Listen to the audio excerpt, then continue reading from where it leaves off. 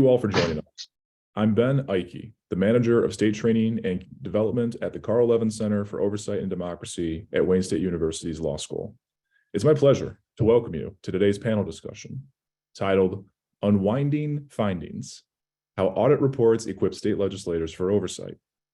Thank you for joining us for a discussion on how state auditors contribute to legislative oversight, as well as ensure transparency and accountability to the public along the way. Today's conversation is part of programming efforts within the Levin Center's State Oversight Academy, or as we call it, SOA. The State Oversight Academy is the first and only national institution dedicated to promoting effective, bipartisan fact-finding and oversight by state legislatures as essential to good governance and democracy. SOA is led, staffed, and supported by the team at the Levin Center and our colleagues here at Wayne Law and Wayne State University's Department of Political Science. One of SOA's most popular offerings is a state legislative oversight wiki, which features information on state-specific oversight data and the offices and committees doing state legislative oversight all across the country. Please visit the wiki on the Levin Center's website and submit your own agency reports to help us maintain a comprehensive archive. A primary objective of the SOA is to improve the practice of oversight in state legislatures across the country through events like this one today. Further, the Levin Center aims to increase the visibility of oversight as an essential legislative function. We want lawmakers, staff, and the public to see and insist that good faith fact-finding and oversight are a fundamental responsibility of the legislative branch of government. SOA is building a national community of practitioners, scholars, good government advocates, and the public interested in advancing transparent and accountable government and mitigating disinformation that can foster extremism and stymie dialogue all across the political divide. I want to thank our distinguished panelists for being here today to talk about state audits and how the information shared positively affects legislative oversight of government programs and services. The run of show today is to first introduce each panelist and then have each one spend around 3 minutes or so discussing a report that they sent in ahead of time. Questions might be sprinkled throughout the conversation, so please ask your question in the Q&A box, and I will try my best to get to as many as I can. So at this moment, I would like to invite John Garagosian from Connecticut to briefly introduce himself. And then once everyone has been introduced, I'll go back to John to share the first report. John? Thanks for having me, Ben. It's a pleasure to be here with the Levin Center. I had the opportunity to tour Senator Levin's office many years ago in Washington. I knew one of his staffers many years ago. This panel really intrigued me in that I've been the state auditor in Connecticut for 12 years, and Connecticut is unique in that we have a bipartisan office.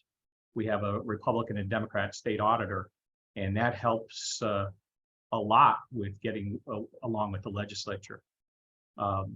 We have to agree on everything that we release, so it's a very interesting dynamic, and we do. Prior to that, I served 16 years in the Connecticut legislature. So I have a keen understanding of what it takes to be a legislator, what they're going through, especially during the legislative session. So we try to use that experience. My colleague, my Republican colleague, had 16 years also in the legislature. So we try to use that knowledge to make sure the legislators get what they need. Excellent. Thank you, John. Next up, Kade Minchey from Utah. Thanks, Ben. Great to be here. I'm excited about this panel and have the opportunity to work with several on the panel in the past and know that they're all extremely great run offices. And I'm excited to learn from them as much as I am to talk about our own office and our own procedures. But I've been the Auditor General in Utah for a little over 4 years. However, I've been with the office for almost 22 years. We are a legislative staff office. In Utah, there's also an independently elected state auditor. And then we also have a legislative auditor. So I'm the legislative auditor and work. There's an audit committee. We will talk about that more later that I report to. And we do performance audits through functions across the state. And I think we have a fun process. I'm excited to talk about as we go through the panel today. Great. Thank you so much, Kade. And I really appreciate those sorts of different structures. You have, legislative auditors, you have overall state auditors, performance evaluation and research divisions, all those different sorts of structures and the way in which we can all learn from one another. It's very exciting and hopeful. Kade Patterson from DC. Hi, Ben. Good to be with you all. I've been DC auditor for about 8 years now. And like John, I served in our legislature for 3 terms for 12 years earlier on and about 20 years or so ago. And we are a legislative audit shop. We've been around as long as district has had its limited self-government. So since the mid 70s, and we do primarily performance audits, but we have very wide auspice to do just about anything we dream up. And I'm delighted to be on this panel today because we want to have more impact on our legislators. And so when you meet with them next week, Ben, please tell them that.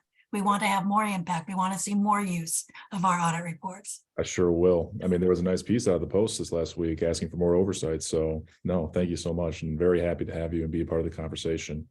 And John Sylvia, Director of the West Virginia Performance Evaluation and Research Division. And my friend, good to see you. Yes, good to see you, Ben. And thank you for the opportunity to be a part of this panel. I've been the director of the Performance Evaluation and Research Division now going on 28 years. I also worked doing similar work for the state of Indiana for 8 years. I did a lot of revenue forecasting and fiscal notes analysis for Indiana, as well as performance auditing. And then I came here to West Virginia and been doing primarily performance auditing as well as legislative research. The title of our division is Performance Evaluation and Research. So we do a variety of things, as Kathy was indicating. We just do a variety of things that the legislature will call on us to do. As I said, I've been here 28 years, but as a director, I've been the past 20 years as the director. And my division is within the Office of the Legislative Auditor under Aaron Allred. He is not only the legislative auditor, he's a legislative manager. So I'm just adding more titles there, as Kade was indicating. But as the auditor, he's required to do audits that are required by law, and they could be initiated by legislative leadership. And so I enjoy my work, and we do great things and for the benefit of the state. So that's pretty much what we do. Thank you so much, John. Wow, what a spread all across the country. I'm based in Michigan. We have DC, we have Utah, Connecticut, and West Virginia. So a pretty good spread here for us today. And this time I'd like to go back over to John Garagosian to be able to give us a little bit of a summary on this audit report looking at non-emergency medical transportation. Just a brief summary on what we were looking at here and why you wish to highlight it would be great. Well, sure. The context of this is most of what we do is financial and compliance auditing. Connecticut's unique. We audit every state agency and every quasi-public agency every 2 years. So we have a very small performance audit shop that Kade helped us put together many years ago and came and trained our, we inherited the program review office. So it's nice to see him again. But this audit came to us as a result of the leadership of the Human Services Committee in the legislature.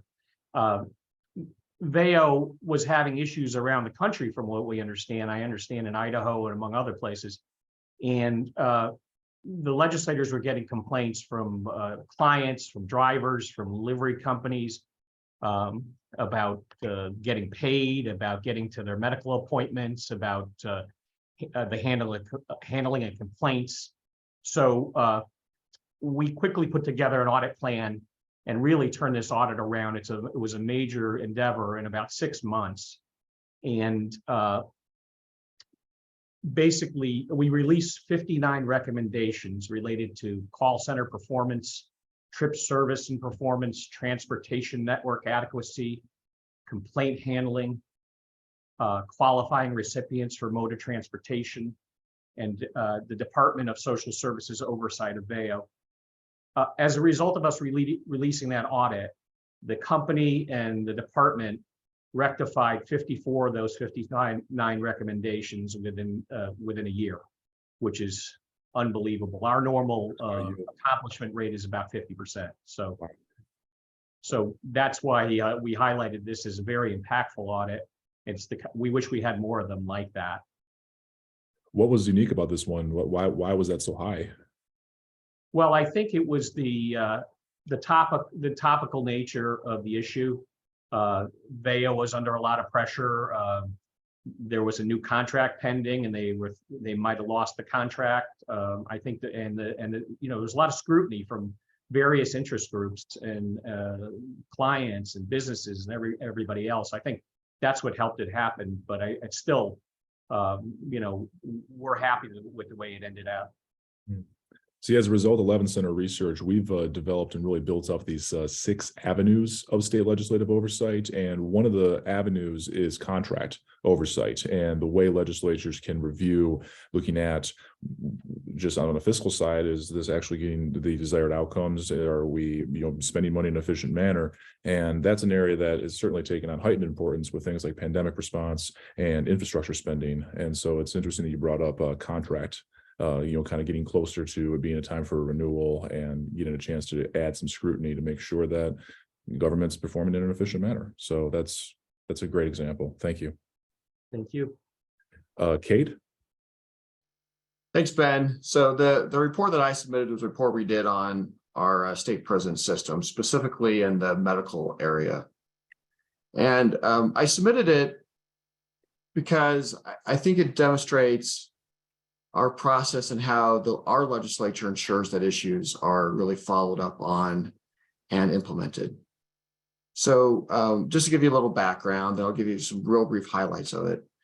There was a constituent of one of our state senators that came forward with a number of complaints about how the prison was treating inmates, their medical.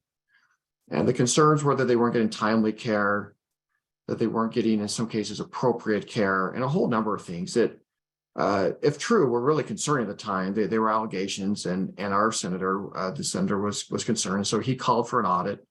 The process here in Utah to do that is I have an audit committee that prioritizes our audits. So we have lots of legislators that submit requests, and this committee is made up of the Senate president and the Speaker of the House as the chairs. And the majority leaders, the minority leaders make up the body. And so we do report to the highest level of legislative leadership.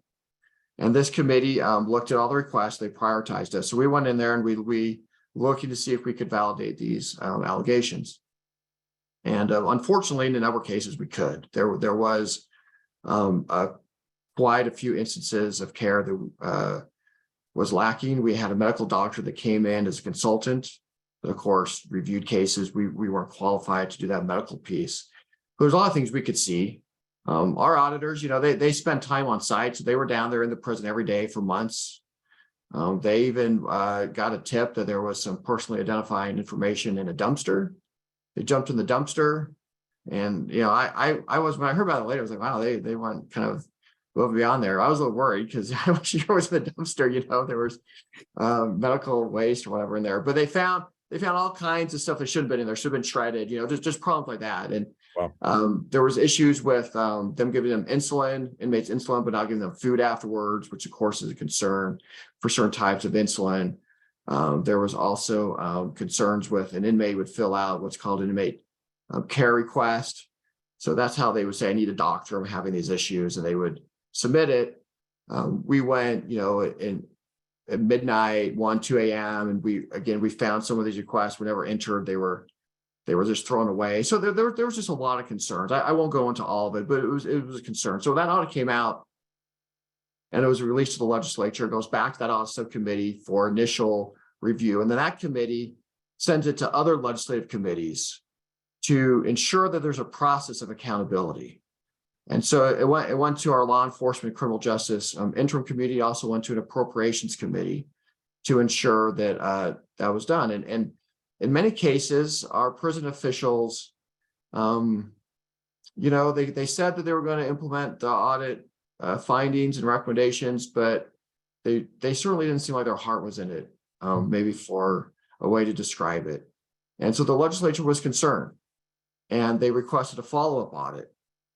Again, the reason why I wanted to use this as an illustration to say, no, we're not sure that you're giving us the response we want. So we went in and did a follow-up audit. It was just released last month. And we found that all the same problems still existed.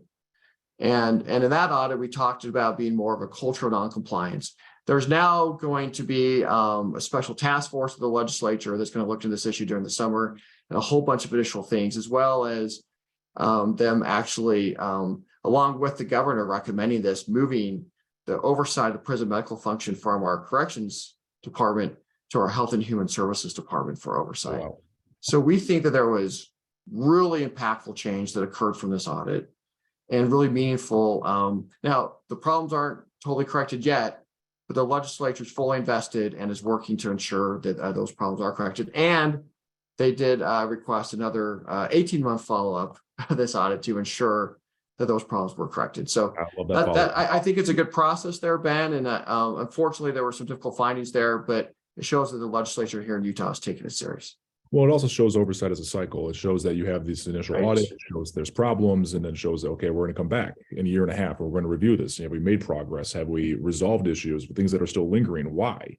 And I mean, I could spend the rest of the panel talking about prison operations oversight. Previously, I worked in the Michigan House of Representatives, where my boss was the chair of corrections appropriations subcommittee. So I did a lot of work in that field, in that area. Sure. And prison operations oversight, especially looking at prisoner healthcare, is really it's an issue across the country, and we'll certainly take some time even after this panel to be able to talk about that in more detail. I would be delighted to hear more about the steps being taken in Utah to see if there's lessons to be learned there that could be applied in other states across the country facing the same types of issues. Yeah, I'd love to talk to you more about that. We understand that this is first in the country to have another department actually run the prison medical of another department. So Yeah, that's different. so we're anxious to see how that goes. Yeah. No, I look forward to that follow-up. At this point, though, I got to transition to Kathy Patterson. Thank you. I'd love to talk to you about this too, Kade. We have some interesting approaches in DC. So Absolutely. the report that I recommended looking at is one that we had a contractor do at our 911 system. And the importance of this was a lot of press reports had indicated, horrible things happening with failure to arrive at a scene on time, children's deaths, fire deaths, drowning deaths. And the answer that we would get typically from the administration was, these things do happen. We field 1 million calls, and those, 1 million minus 1 are handled well.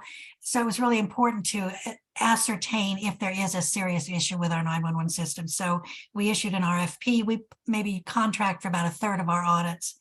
And on this one, we felt we wanted issue expertise. So we put out an RFP, hired a firm called Federal Engineering out of suburban Virginia.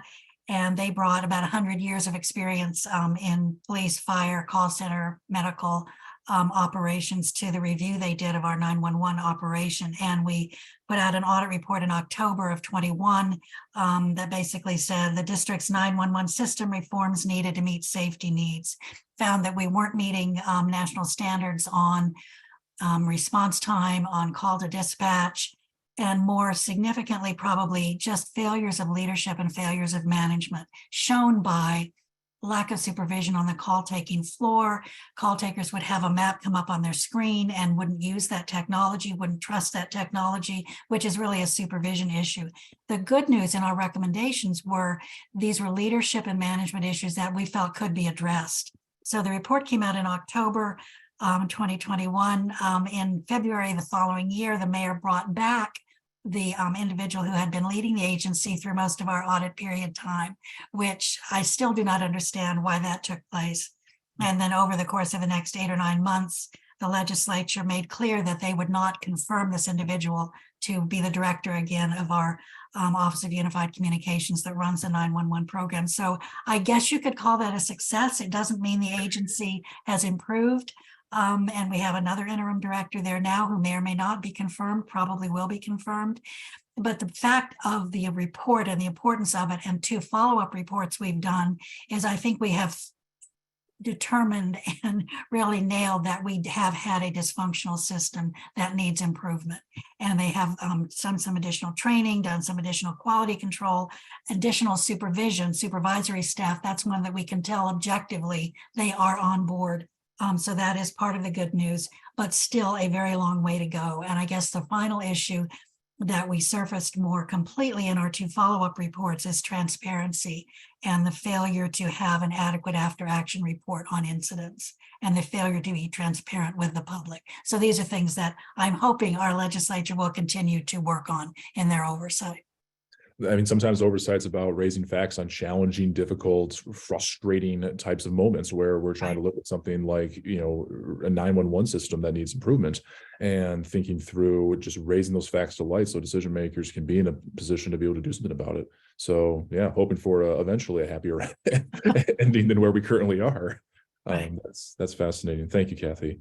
And John, Sylvia. Thank you, Ben. The audit that I chose because one, it's recent, but the other reason is it illustrates the value, I think, that we serve for legislators. And oftentimes legislators hear concerns. They have senses of things, the problems that exist, and so sometimes the actions that they feel are needed are major and they're expensive. And so they don't have a full picture sometimes of the situation. So they'll commission an audit or a study for us to do to give them a fuller picture and to also justify any radical or expensive or major changes. So the audit I chose dealt with the consolidating of the state's laboratory facilities.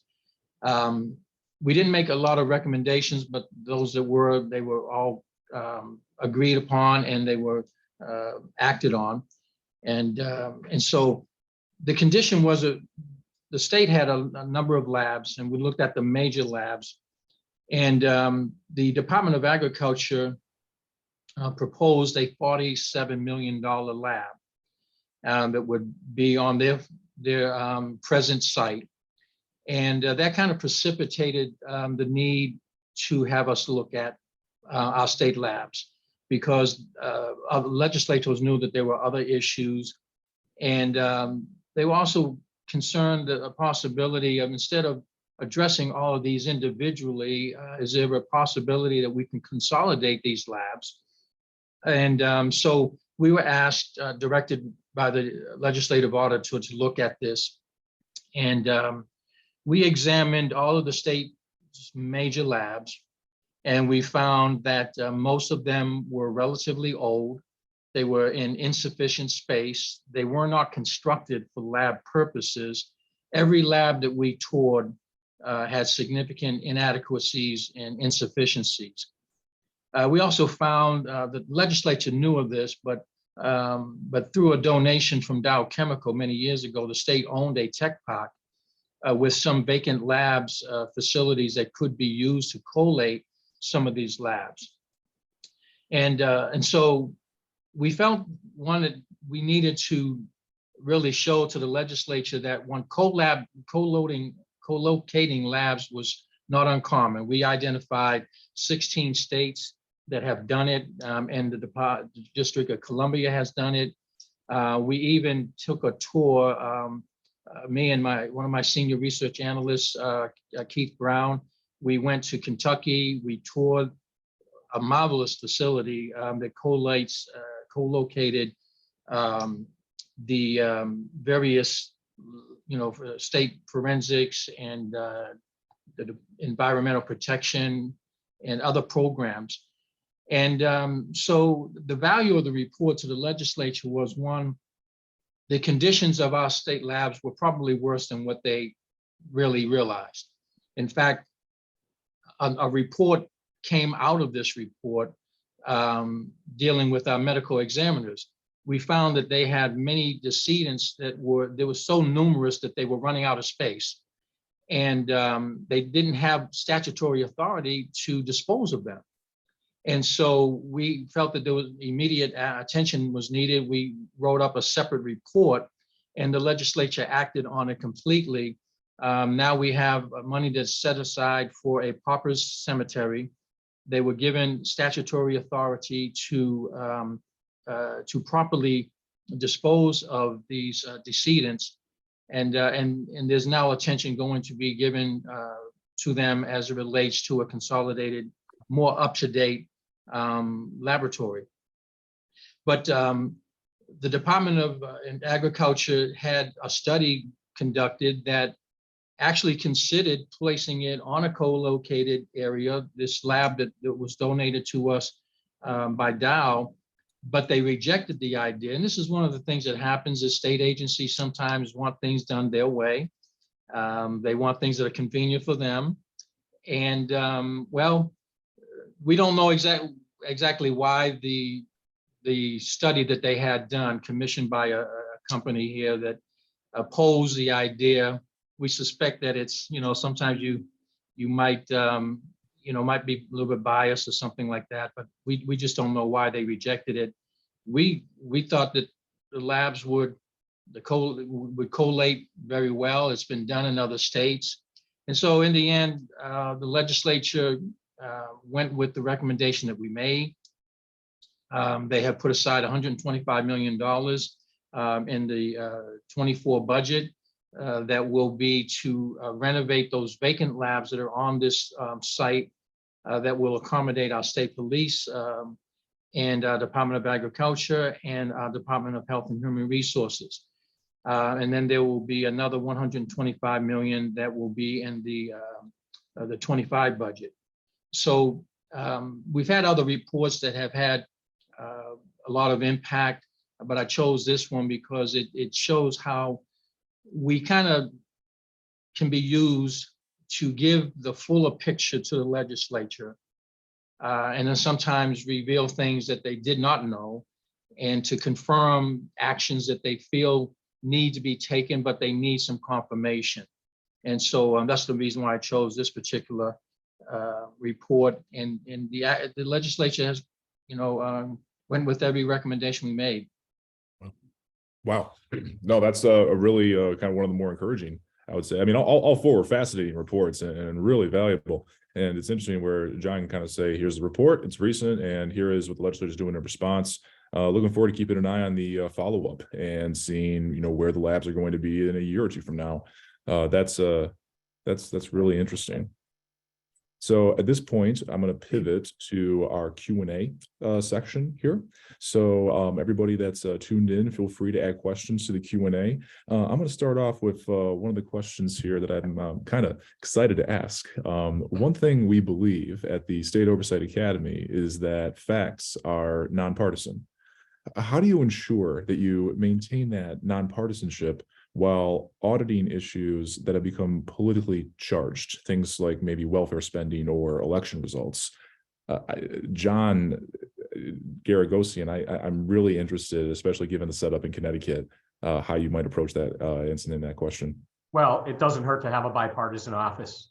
We can directly communicate with both sides, and we consciously use a measured tone when we release our findings, when we talk to the press. We used to be in partisan positions, but we're no longer there, and everything we say is measured. We don't try to charge things up. We, try to just give the facts as we found.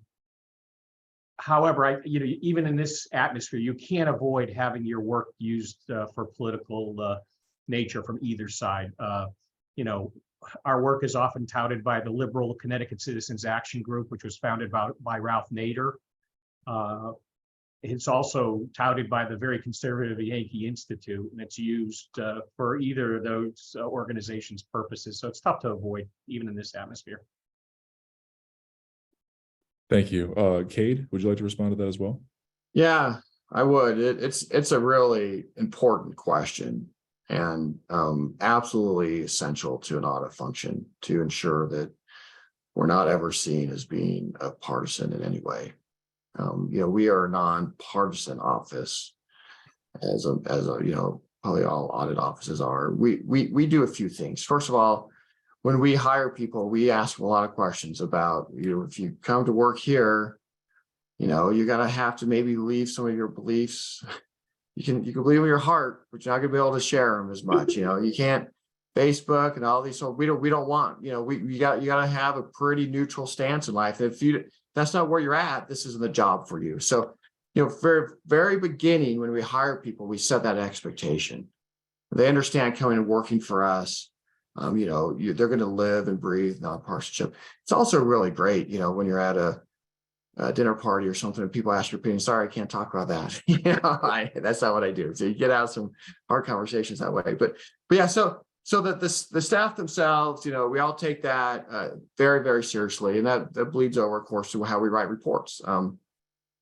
As John said, we're very careful in how we write reports and how we go about that information. We were asked recently to do an audit on kind of concerning content in public schools.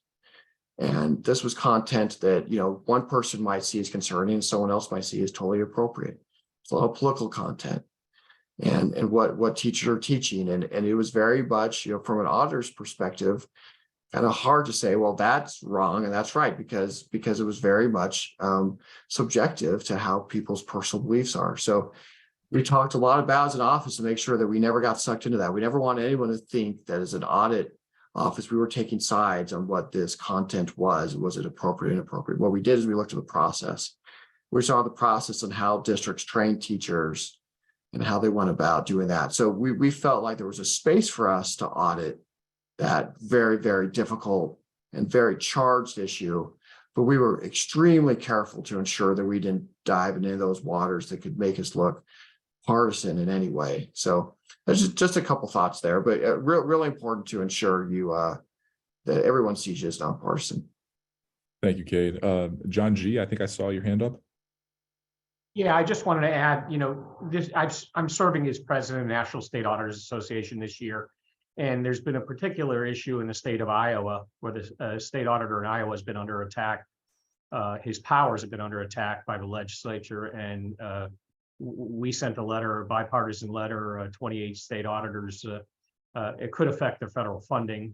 But, we're in a very political atmosphere around the country. And as auditors, we have to maintain our independence. And we have to, especially as we're doing federal audits, we have to comply with the federal regulations as it relates to our auditing, and withholding information from us is a real challenge to doing that.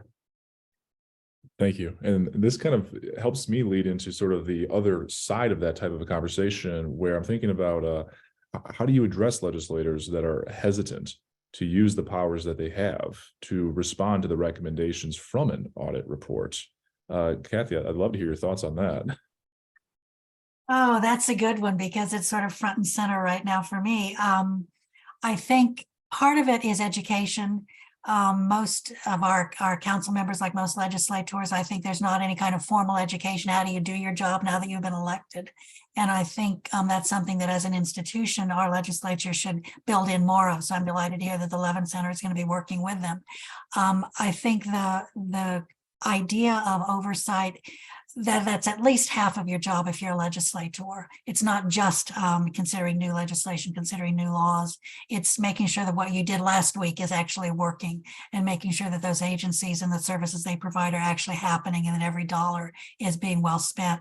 So one of the things that I've done is, as we've had new members of our DC Council, I've tried to meet with them, meet with their staffs, and just to say, here's who we are and here's what we do. And quite candidly, that draws upon my own background, having served as a legislator, not just the work that we're doing now in the auditor's shop that they can use in their oversight, and then also giving them more options, trying to talk more frequently, encouraging hearings on the topics we're working on. There's nothing that's required, but trying to encourage that. So all these steps I think are important. And I'm happy to hear what other folks are doing as well. It's interesting, you look across the country where you have those that are eager and can't wait, and you have other ones that are a little hesitant, just need a little extra, encouragement to be able to look at these recommendations and really think they can really make a positive impact. John, Sylvia, any thoughts here on responding on recommendations from audit reports for legislators? I mean, I think we go sometimes above and beyond trying to be independent. And there are times, none of my staff can be looked upon as lobbying for our reports or our recommendations. We just, the reports are issued. If we're called on to speak to them, we speak to them. I can remember we did an audit and I was sitting in my office listening to it, and I'm hearing all this misinformation. I'm hearing things that's not really, and I really can't impose myself to be heard. And I called Aaron, the legislative auditor. I said, Aaron, they are shredding this report. I mean, they're saying things about the report that's not true and everything. And he just said, just leave it alone. It will, you just can't appear to be lobbying for a report or pushing for your recommendations. The report's done, and you have to so be it. But our law has language that indicates that the process is an objective review, and that's actually specifically stated. It's we have to do objective reviews. We are required to do our audits according to GAGIS, generally accepted government auditing standards. And under GAGIS, it requires that we review our independence at least once a year. We do it once a month. And we just don't talk politics. We try to encourage that sort of thing. And our reports go through so many iterations of review, from the managers to me to Aaron Allred, then the agency itself.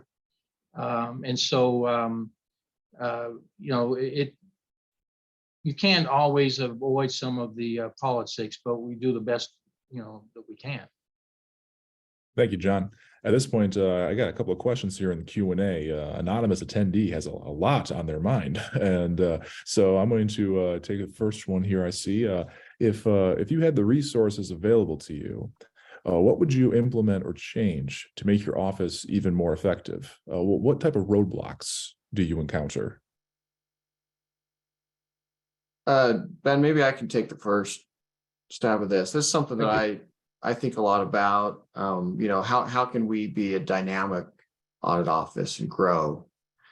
And I've actually been challenged by our leadership as speaker and the president to do that. How can you best serve the state of Utah, Kade? And how could you pivot the resources you have, and what additional resources may you need to do a better job? So the one way I've thought about that is historically our office has done oversight work, and we still mostly do that. But there's also what we call insight and foresight issues. So how can we help the legislature be better in 5, 10, 15 years from now? What I mean by foresight.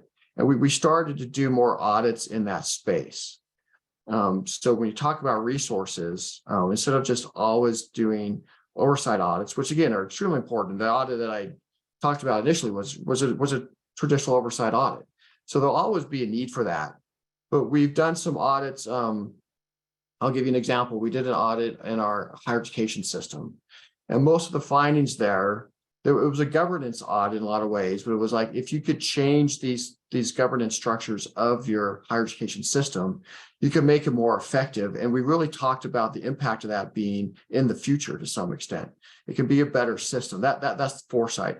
We're also doing a high risk list audit, we're calling it, which is come up with 12 risks to the state of Utah that, if not corrected, could impact our growth as a state, could impact our vitality as a state, and different things. And so, some of that is like issues like water, or issues like human resource capital, things like that. So we're saying, hey, legislature, if you want to start working on these issues now, they're a problem now, but there'll be even more of a problem if you don't. So we could come and do an audit in 5, 10 years and say, oh my goodness, there's tons of problems and all this, and here's the recommendations, but let's fix it now. Let's fix it today. So I think that's an idea, at least along the lines of how audit resources can be used to help a legislature, to help a governing body fix problems before they occur.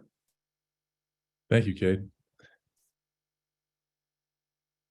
And one of the things we have on the drawing board is creating a data unit within the audit shop. And I know some offices have already done that and are ahead of us. So we talked to New York State about this and what they've done. But the idea would be to use folks who really know how to to collect, aggregate, manipulate, and interpret data, and do that for the legislature, 1 and 2 and 3 page issue briefs just based on 1 or 2 metrics from government data, from government programs and services and so forth, to sort of try to give useful information in small bites, if you will, to the legislators. That's one thing that, as I say, is on the drawing board. We haven't launched yet. Well, I'd like to kind of detail that out a little bit more. So thinking about data for various government programs and services, has there been anything, I mean, this is for everybody, any particular government program or service that the legislature seems to really be interested in wanting to just have more info on process and procedure and understanding the data and the numbers behind it? Is there anything that they've really been trying to encourage that type of data collection? We have a project in the works right now on police staffing. I think that's probably an issue all over the country. Maybe because we're city, county, and state, maybe that's something that we're doing that not necessarily a state auditor would be doing. I could see that in like a state police or even corrections officers, and a lot of the information that's provided there, because there's certainly a shortage of both in a lot of places across the country. Any other thoughts on the data? In Utah, Ben, public education has been a huge portion of our budget goes to fund, billions of dollars goes to funding public education. And we've actually been appropriated 8 additional FTEs in the last couple of years to just audit public education. Public education used to be part of our cycle where we go around and do, but now what we're doing is we have these 8 FTEs and we're auditing school district by school district. So we used to audit kind of systems, across the state. Now we're auditing individual school districts, and have had some really fascinating findings and results by doing that. So that's definitely a focus right now in Utah is our public education system. I mean, that's fascinating. So would that be looking at more of a fiscal or more of a performance perspective? Things like performance. So let me just give you an example of what some of our findings have been. Just, we audited a school district that we released the audit back in December, and there was a lot of governance issues in that school district. The board that oversaw that school district was not working with each other. They were kind of doing offshoots, a lot of different things. And it's amazing how much we've all seen it as auditors. When governance isn't right, it just percolates throughout an organization. And so there was performance issues on how they spent their money. They had schools that were like a third full, and they couldn't come together to work on that issue. So, they were spending a lot of money operating schools that were mostly empty. It's just an example. There was a lot of examples like that as to how dollars were not being efficiently spent. And we thought the root cause was that governance issue, which was fascinating. And that's now being worked on. It got a lot of attention here in the state, and that district's now trying to fix those issues. I mean, public education data, I mean, yet again, that's another topic that we could have used for the entire hour. For sure. Thank you. John, any thoughts on this question before I move on? All right. I see another question here in the Q&A that I really want to kind of share to everybody as well. Have any of the panelist offices have performed IT security audits? And if so, can any of you briefly share your experience or recommendations? And if not, are IT audits being considered? And somebody said, thank you for this webinar. We did an audit of how agencies were handling personally identifiable information several years ago, and essentially not handling it necessarily well. This was after a particular breach of information that happened, not in our government, but nationally. And so we thought we'd take a look at a few agencies, and part of it, I think, is another, as Kate was saying, a governance issue. We have a technology agency, but in my opinion, it doesn't have quite the reach and the influence that it should have across the government to come up with policies and make them stick agency by agency. And so one of the things we detailed was too many people having access to information within a system in an agency, a system that provided benefits to individuals in the community, not enough controls on the who would have access, those kinds of things that came up in looking at PII. That's the one thing that we've done recently. Okay. We do compliance audits of IT systems using the NIST standards. I'm about to review our first audit of our a state agency data center. So we're starting to look at those. But that was going to be part of my answer to the last question. Really, we want to expand our use of data analytics, both for audit risk assessments, but also fraud detection, but as well, and look at increase our oversight over state IT systems, specifically to that point of security. We have a very small unit. We have like 5 auditors that work in this space, and we certainly don't have the resources to cover the entire state and its vast information technology systems. No. And we don't have a unit that specifically works on that. We do have some that have some expertise. But for us, essentially, it would come down to us auditing the agency. We do have, the state has a Office of Technology agency that coordinates a lot of the purchasing and the establishment of networking and that sort of thing. We would basically audit them, but we don't, we'll audit them once every several years. So that would be the extent of it. Great. We're releasing an audit on cybersecurity next month. It's not necessarily an IT audit. It's more looking at what if agencies have the NIST or CIS standards, do they have policies that have adopted those?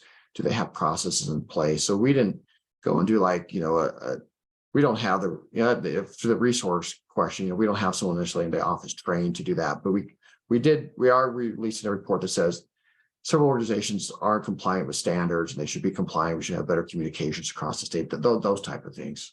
Yeah. It's a huge issue though. It's a very important issue. And a timely And one. well, by the sound of it. Yeah, when we have our entrance conference, our letters always, this is pretty much a standard letter. And we ask if there have been any external audits on your agency, including IT. So we'll receive information, and we have enough expertise to be able to decipher what the audit is saying. And if we see some red flags, and we'll address it that way. But every audit we do, we'll ask that question of every agency. Excellent. And that does kind of lead us into kind of this question about how often do you interact with other state auditors? I mean, this sounds like a pretty timely topic, things like IT. And that interaction with other state auditors, how does that affect your work? We participated in a multi-state review of COVID-19 data that the state of Delaware auditor initiated, but through NSAA. And I would love to see more of that. I think that's a wonderful idea to figure out what's a template where we all could be using some of the same questions and come up with answers and then compare them across states. I found that a very useful exercise to do, especially as we know, especially nationally, we didn't have everything we needed in the way of COVID-19 data as a country. And so some of the states working on these issues, I think, was a really good exercise, and I'd love to see more of it. So I'd welcome that. I just echo that response from Kathy. I'd love to see more of it. I do think we do some of it. Like I've worked with Kathy and John in the past, and I was able to do a peer review of Kathy's office and had a great experience there. I was very impressed with their operations. John already mentioned, doing some training there. But we as a legislative office, we have some opportunity to do that through the National Conference of State Legislatures that gets some of us together, and they're working on some more of that. But I think, I know maybe John could talk about NSAA conference does some of that as well. Of course, he's very familiar with that. But anytime we can talk with each other and share ideas, or through forums like this, is another example where we share ideas is really insightful and important. Well, I talk to my colleagues all the time. I'm sorry, John, did you want to go? No. I was just going to say, we're part of NASAC as well as NLPES, mostly with NLPES, and we have a lot of interaction, but it's only maybe once a year, and then every once in a while, maybe a few times during the year, but that would be our major interaction with other auditors. Yeah, I was going to say we interact all the time. When I get off this call, the NSAA is having a human resources call to talk about issues facing, their offices and employment and retention issues. NSA also has a sounding board. So if any of us have a question, we can send it out, and it goes out to all state audit organizations. And we're mindful individually that if we can answer the question and help our colleagues out around the country, we do. And then through our involvement in NSAA, I've gotten to know a lot of my colleagues around the country, and I can pick up the phone and call them or send them an email and ask them how they do certain things. Every state audit agency is a little bit different and handles a lot of a different level of business. Thank you. And I just saw another question that just came rolling in. I certainly want to give this one a chance to be answered live. How do you handle auditing an agency that is unwilling or unable to fully cooperate with the audit, especially in regard to providing documentation? And how does that lack of cooperation affect the content and usefulness of the final report? I ask because in a recent ODCA report on multi-million-dollar problems with a high school's HVAC system, the audit spoke several times about the executive agency's inability to provide critical documents. Kathy, I got to ask you first. I'm sorry. Well, we have subpoena authority, and in my 8 years, I have, I think, threatened subpoena 3 times. I've issued 1 subpoena, but then didn't have to enforce it because we got the information through an email search. So we do have that power. But the real answer is trying to have open communications with the audited agency, trying to work on good relationships. We spoke of data a minute or 2 ago. Data sharing agreements are something that, even though we get access to everything, we're willing to sign data sharing agreements to try to make it easier for the audited agency to sort of say, here's what I want, here's what we're willing to give without a fight. So trying to have the good communications, I think, is one way. On the audit that you mentioned, that the questioner mentioned, I had to go to the agency director and say, look, we need this. We're this is way overdue. But you use what the authority that you have, but I'm grateful that we have that subpoena power. And I recommend it highly as a threat, if nothing else. Thanks.